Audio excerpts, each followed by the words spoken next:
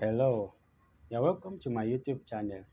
In this video, I'll be showing you how you can delete an email account in your Android phone.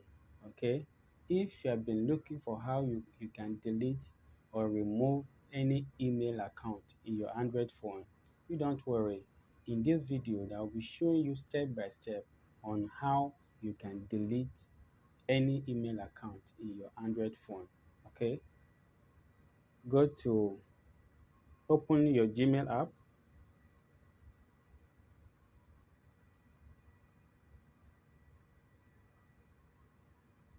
Come to this corner right here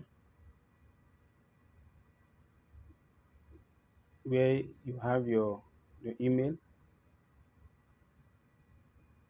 Click on it, then scroll down to where you have manage account right here.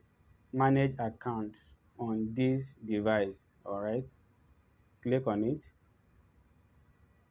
You scroll, go to the email that you want to delete. All right, then you click on it. You will see remove account. All right, then click on remove account, click on delete. We have successfully deleted the email. So this is how you can delete email account in your Android phone. Okay, this is the step by step how you can delete email account in your Android phone.